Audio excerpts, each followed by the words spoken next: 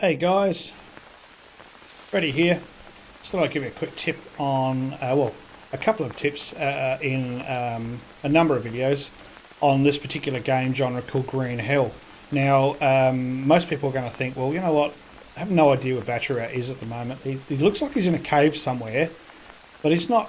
We're not really sure about exactly which cave he's in and why he's there in the first place. Well, I'm in here because it's obviously a fairly safe haven. I am in Green Hell mode, which is dubbed as their Green Hell, their hardcore mode.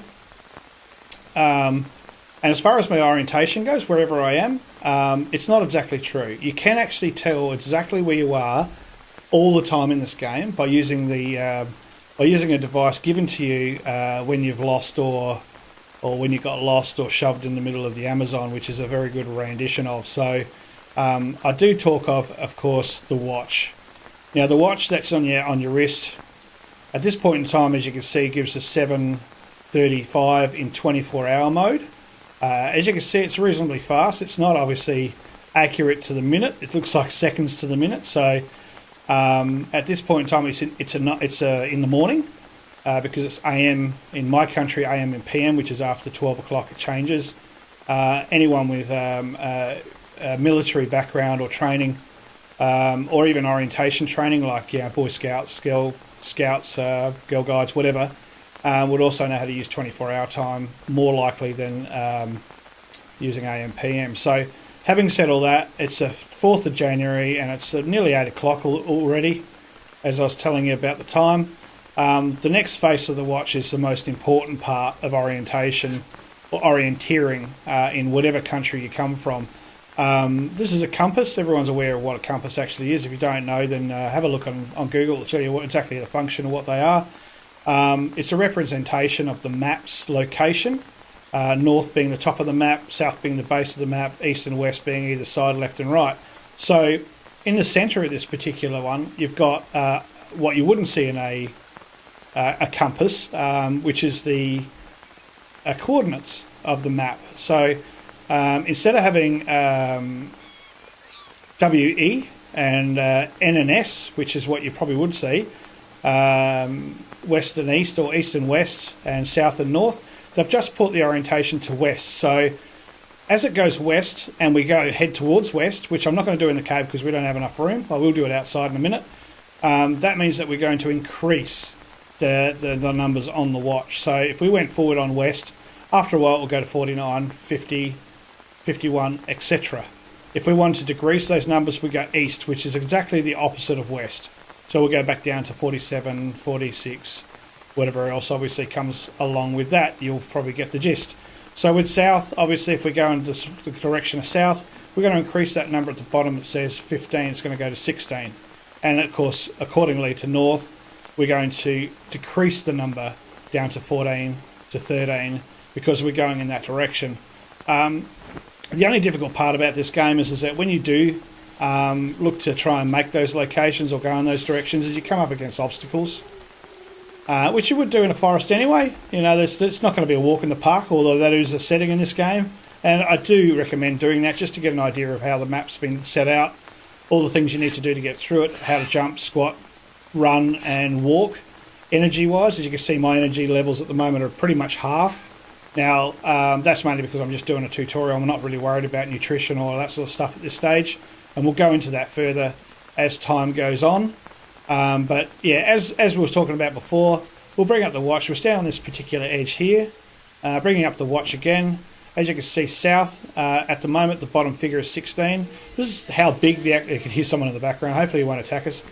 You can see the number on the watch won't change till fairly late because that's the size of the square that this map has been rendered on. So it's quite a large map. So we're going to go right up to here.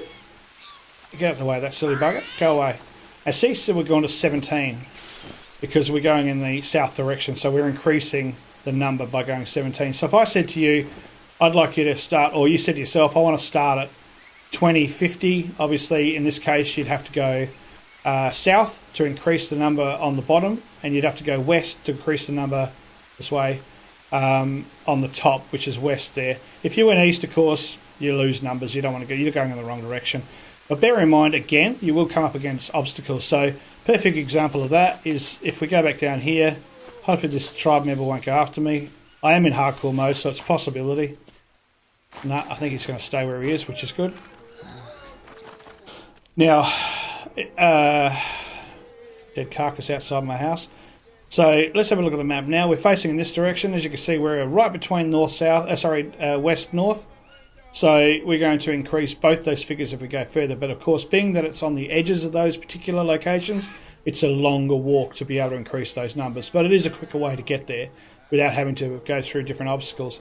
If I said to you now, let's go north to decrease the number of digits on south, we would come up against this wall and we'd go, well, hang on for a minute, I can't go any further. I can't get that number to work. You have to go a little bit to the left, go again, make sure. And that's the reason why I always keep the watch up, because you can stray from which way you're going. We go, oh, let's go north. We'll walk along here. And we go, hang on, we can't go this direction. We need to go back a bit more, and then go, oh, will you go away? Let's get rid of this guy first, if I can. No energy. Step back. Go forward.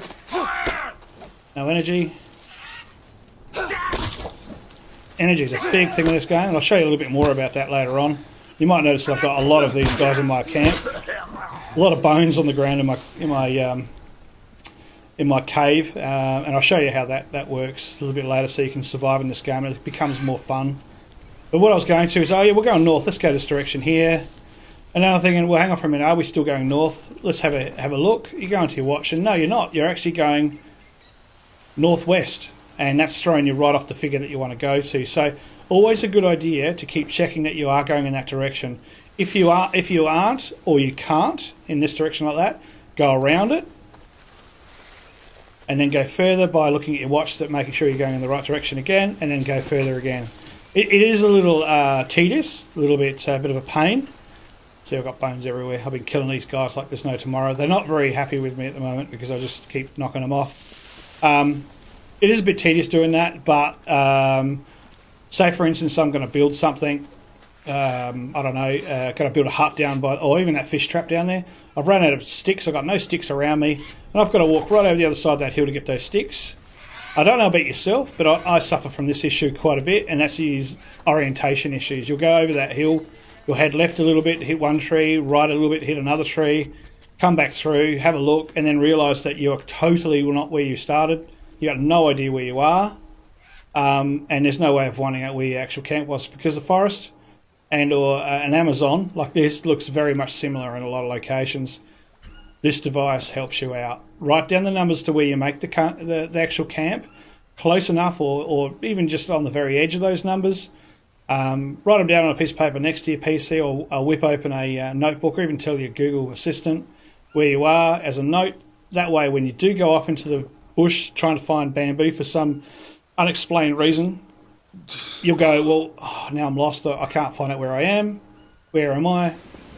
You'll run around for hours if you don't use the compass. And I've lost so many different locations doing that in the early part of the game, because there was no real way of telling you that's where you are, or any tutorials to say that. And that's the whole idea of this particular one we've started up here.